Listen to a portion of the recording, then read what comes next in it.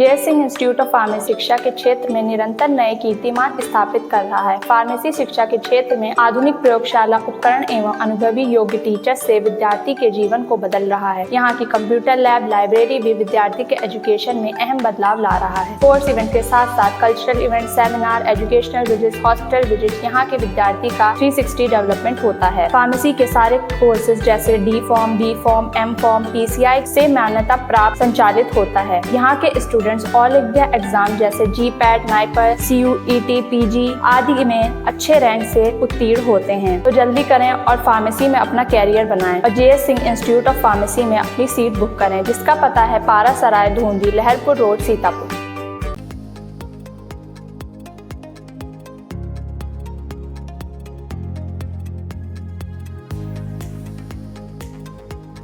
पुरानी पेंशन बहाली को लेकर कर्मचारियों और सरकार के बीच लड़ाई फिर से तेज हो गई है। कर्मचारी पुरानी पेंशन बहाल कराने के लिए हर लड़ाई लड़ने का फैसला ले रहे हैं। इसी क्रम में अटेवा मिश्रिक इकाई की ओर से महर्षि दधीच इंटर कॉलेज मिश्रिक में आयोजित NPS निजीकरण भारत छोड़ो संगोष्ठी में शिक्षकों कर्मचारियों से एकजुटता का आह्वान किया गया। संगोष्ठी में कहा गया कि सभी लोग अपने हक के लिए आवाज बुलंद करें। जिला संयोजक अवनीश कुमार ने कहा कि NPS और निजीकरण हम सभी कर्मचारियों के लिए अभिशाप है। वह आई इंडिया से क्या बोले, आप भी सुनिए।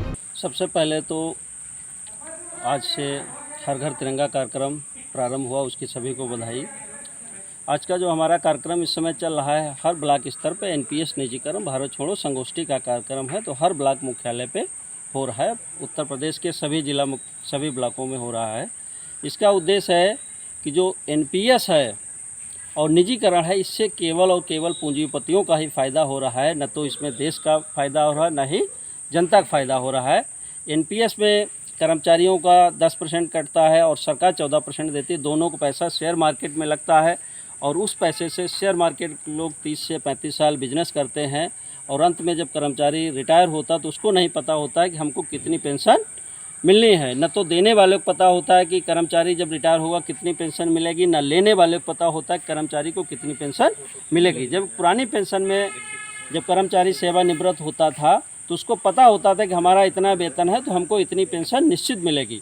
पुरानी पेंशन में कर्मचारियों को साल में 2 बार DA मिलता था, जब भी वेतन आयोग आता था उसका भी फ़ायदा मिलता था। लेकिन NPS में जितना भी पैसा रिटायरमेंट के समय होगा उसका 60% नकद मिल जाएगा, 40% पे पेंशन फिक्स हो जाएगी। वो भी पेंशन जितनी फिक्स होगी उतनी ही मिलनी है जीवन भर, उसमें बढ़ोतरी नहीं होनी है। जैसे किसी के अगर 4,000 रुपये पेंशन फिक्स हुई तो वो 4,000 ही मिलेगी, उस पर कोई DA नहीं लगेगा। सीतापुर में 4-5 लोगों का अभी सेवानिवृत्त हुए हैं। 2023 में माध्यमिक शिक्षा विभाग से 3 लोग थे, जिसमें से उजागर लाल इंटर कॉलेज की प्रधानाचार्य श्रीमती अर्चना पांडे, जिनका वेतन था 1,46,433 रुपये, उनकी पेंशन बनी है 6,000 रुपये मात्र। और किसान इंटर कॉलेज सरैया में श्री शिवदयाल जी थे, उनका 80,000 रुपये वेतन था, लेकिन उनकी पेंशन बनी है 4711 रुपये। सिंचाई विभाग में कर्मचारी थे जिनका 30,000 के लगभग वेतन था, उनकी पेंशन बनी 700 रुपये। इसी विद्यालय में एक अध्यापक थे श्री वर्मा जी, जो भी 31 मार्च 2024 को सेवानिवृत्त हुए हैं, उनकी पेंशन शून्य बनी हुई है। तो उसमें कोई सिक्योरिटी नहीं NPS की। NPS का मतलब नो पेंशन स्कीम।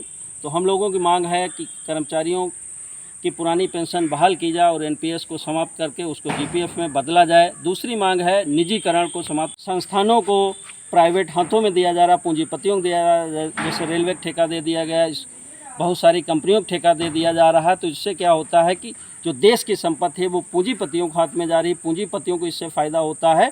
और उसमें जो कर्मचारी हैं, जो जैसे अग्निवीर योजना है, ये भी एक निजीकरण का ही उदाहरण है, क्योंकि हमारे देश के जो किसानों के, गरीबों के, मजदूरों के जो बच्चे होते थे, जो उनके अंदर एक जज्बा होता था कि हम जाकर के देश की सेवा करेंगे, लेकिन अब वो केवल उनकी भर्ती 4 साल के लिए होती है। अब 4 साल नौकरी करने के बाद वो लोग बेरोजगार हो जा रहे हैं, सेवानिवृत्त नहीं हो रहे हैं।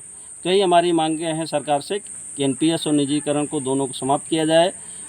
युवाओं को सरकारी नौकरी दी जाए और जो कर्मचारी हैं जो देश की सेवा करते हैं उनकी पुरानी पेंशन बहाल की। ब्लॉक संयोजक हरिविजय गौतम ने बताया कि नई पेंशन स्कीम किसी भी तरह कर्मचारियों के हित में नहीं है। ब्लॉक महामंत्री राजकुमार, राजस्व विभाग के पंकज कुमार, ऋषि, बाबू दीक्षित, अमिताभ दुबे, अमरेंद्र यादव, अजेंद्र मिश्रा, वीरेंद्र यादव, रमेश चंद्र यादव, संदीप मिश्रा, रूपेंद्र शर्मा, अशोक कुमार मिश्रा, सोहन लाल, राममूर्ति वर्मा, अजीत कुमार, मंजू यादव, सुरेंद्र यादव, भानु प्रकाश, वीरेंद्र यादव, श्रीकांत सिंह, अरमान यादव, शरण प्रसाद, अभिनव शुक्ला, नंद किशोर, अरविंद कुमार, ब्रजपाल सिंह, अनुराग सेंगर, राकेश कुमार, सुशील यादव, अमित गुप्ता, राजकुमार यादव आदि लोग मौजूद रहे। वीरेंद्र यादव, राजकुमार, रमेश सिंह यादव ने आई इंडिया को बताया। मांग है जिस मुहिम को हमारे दीनबंधु जी ने अलग जगाई है, हम सभी लोग मिलकर के हमारी आवश्यकता भी और हमारी मांग भी है कि जब तक पुरानी पेंशन बहाल नहीं होगी तब तक हमारे कार्यक्रम इसी तरीके से जिले से लेकर ब्लॉक से लेकर प्रदेश और राष्ट्र तक चलते रहेंगे। संपर्क में ये कार्यक्रम हुआ, जिले से चल करके हमारे जिला संयोजक जी आए, उनके सानिध्य में ये एनपीएस और निजीकरण के विरोध में ये कार्यक्रम हुआ। इसमें अच्छी खास संख्या में भीड़ रही।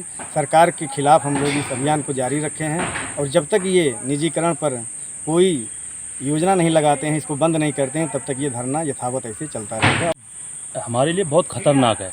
इसका पैसा क्या होता है, पीएफ आरडीए जो है संस्था है वो उसको शेयर मार्केट में लगा रही है, जबकि शेयर मार्केट का कोई अता पता नहीं है कब क्या होगा। हो सकता है कि मतलब इसमें बहुत ज़्यादा रिटर्न मिल जाए, लेकिन कब क्या पता हो कि कोरोना जैसी स्थिति तैयार हो और मार्केट नीचे हो, तो उस टाइम पे जो पेंशन बनेगी वो बहुत कम बनेगी, 1000 रुपये 2000 रुपये। उस स्थिति में हम लोगों का क्या होगा। इसलिए हमारे लिए सबसे ज़रूरी है कि हमें पुरानी पेंशन बहाल की जाए और सरकार निश्चित रिटर्न के साथ जो 50% होता था वो हमें दे और इस पर डीए लगा करके दे, हमें कबूल है।